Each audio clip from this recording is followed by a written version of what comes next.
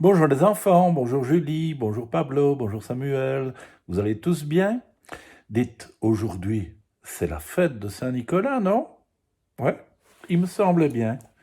Eh bien, pour l'occasion, une histoire qui s'appelle Saint-Nicolas cherche un cheval. Trop de bonbons, dit lutin palefrenier. Trop de carottes, soupire le lutin pousset. Trop peu de sport, ajoute le lutin en chef. Les trois comparses examinent le cheval de Saint-Nicolas d'un air inquiet. Son ventre est devenu aussi gros qu'un ballon et semble sur le point d'exploser. « Ça ne peut plus durer !» s'exclame le lutin en chef. « Lutin palefrenier, trouve-nous une solution. Ce canasson n'arrivera jamais à monter sur les toits dans cet état. » Lutin palefrenier analyse le cheval sous toutes ses coutures. « Nous allons réduire ses rations de nourriture, affirme-t-il. La gourmandise est un vilain défaut. » Mais le cheval du grand saint se met à hennir, à donner des coups de sabot et à se rouler par terre de colère. « Peut-être devrions-nous quand même appeler un vétérinaire ?» suggère lutin palefrenier. «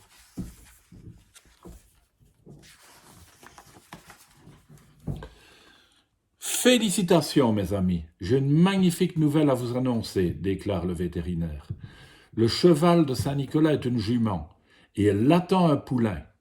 Prenez bien soin d'elle et gâtez-la avec un bon cake aux carottes. » Ce soir-là, un superbe feu d'artifice illumine le ciel au-dessus du palais de Saint-Nicolas.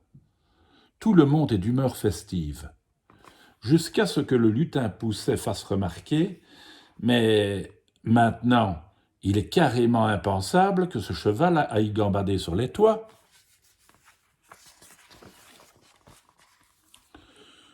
Que faire? Heureusement, Saint-Nicolas a un plan. Lutin en chef, va me chercher l'équipe des lutins voyageurs. Une fois les 5 membres de l'équipe devant lui, Saint-Nicolas leur dit « Trouvez-moi le meilleur cheval au monde. » « Mais, commença le chef des lutins, comment allons-nous y arriver? Nous sommes déjà le 5 décembre. » « À ce propos, je me disais, tenta le lutin pousset. « Non, pas de temps à perdre, dit fermement le grand saint.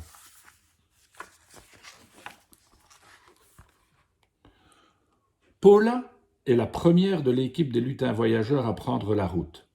Elle sait exactement où aller. À Vienne, bien sûr. C'est là que se trouve l'école espagnole d'équitation et on y dresse des étalons lipisants de renommée internationale. Il n'y a pas mieux. « Je les veux, murmure Paula. Elle jette son dévolu sur un majestueux cheval blanc comme neige. Mais celui-ci la considère avec mépris. Hors de question que je m'aventure sur des toits sombres et lisses comme des miroirs, ou que je pose les sabots dans des flaques boueuses, surtout avec un vieillard sur le dos. À qui pensez-vous vous adresser ? »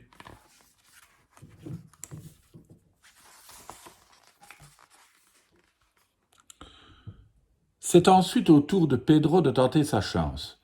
Le lutin voyageur prend immédiatement l'avion pour le Texas afin d'assister à la compétition internationale Wild West Riding, une véritable fête du rodéo avec des cow-boys incroyables. Mais Pedro se rend rapidement compte que cela ne marchera pas. Un tel cheval risquerait d'éjecter Saint-Nicolas à tout bout de champ.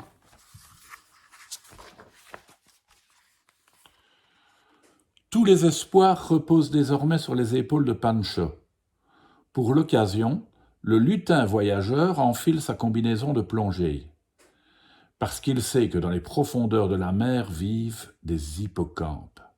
« J'aimerais bien vous aider, dit le plus grand des hippocampes, mais je ne peux pas vivre en dehors de la mer. » Saint-Nicolas soupire profondément en écoutant les histoires des lutins voyageurs et en découvrant les seules solutions qu'ils ont à lui présenter. N'y a-t-il donc qu'un seul vrai cheval de Saint-Nicolas ? Que voulez-vous que je fasse de ce poney bien trop petit ?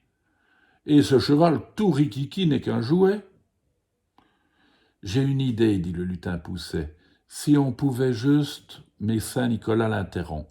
Non, laissons Perla essayer. Grand Saint, je suis sûr que je reviendrai avec le cheval qu'il vous faut, dit Perla, la quatrième de l'équipe des lutins voyageurs à relever le défi.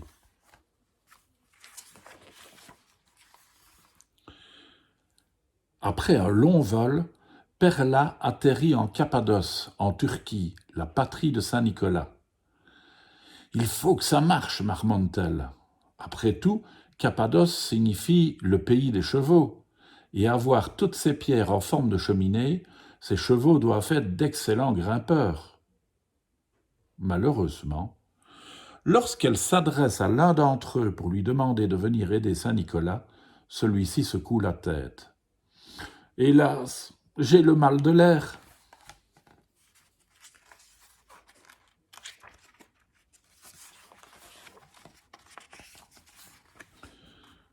Le cinquième lutin voyageur à partir est Pablo. Il décide d'attaquer le problème différemment et s'envole vers la Lune à bord d'une fusée. Après un fascinant voyage, Pablo déniche un cheval inconfortablement revêtu d'une combinaison spatiale équestre. Il ne pourra jamais monter sur les toits dans cet accoutrement. Et comment pourrait-il porter Saint-Nicolas sur son dos ? Pablo revient sur la terre, bredouille. « C'est un échec, s'écrie Saint-Nicolas. Je suis désolé, mais dans ces conditions, la fête de la Saint-Nicolas ne pourra pas avoir lieu cette année. »« Je peux peut-être aider ?» tente le lutin Pousset.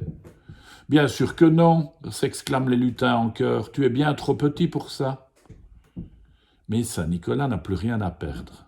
Qui sait ? C'est notre dernière chance. Quel est ton plan, le Pousset ? Celui-ci secoue la tête d'un air énigmatique. Attends, Saint-Nicolas. Le lutin Pousset prend l'avion et débarque dans le désert, au milieu des pyramides. Lorsqu'il aperçoit ce qu'il cherche, il esquisse un sourire.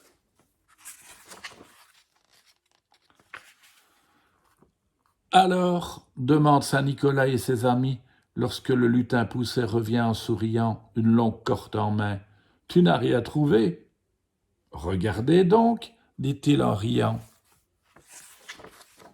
« Quoi ? Un chameau de Saint-Nicolas » s'écrie-t-il avec étonnement. « Ça ne convient pas du tout à Saint-Nicolas. » Le saint observe la bête perplexe. Comment dire, je pensais que tu avais un bon plan, mais là tu ne m'aides pas vraiment. Mais le lutin Pousset tient bon. Certainement, Saint-Nicolas, mais tout dépend de la manière de voir les choses.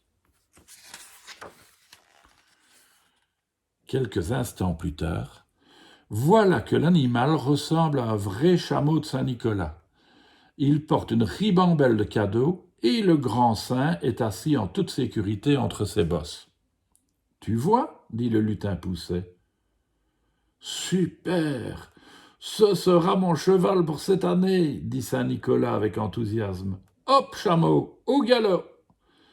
C'est alors qu'un grand cri retentit.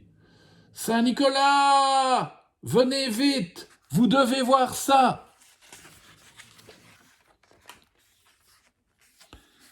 Qu'il est mignon, dit Saint-Nicolas tout attendri, et quelle belle surprise! Un petit cheval gris, c'est mon meilleur cadeau d'anniversaire de tous les temps. Comment va-t-il s'appeler ? Demande le chef des lutins. Chamallow, dit joyeusement Saint-Nicolas en faisant un clin d'œil au lutin Pousset. Et voilà comment Saint-Nicolas, cette année-là, aura eu un chameau à la place d'un cheval. À bientôt les enfants.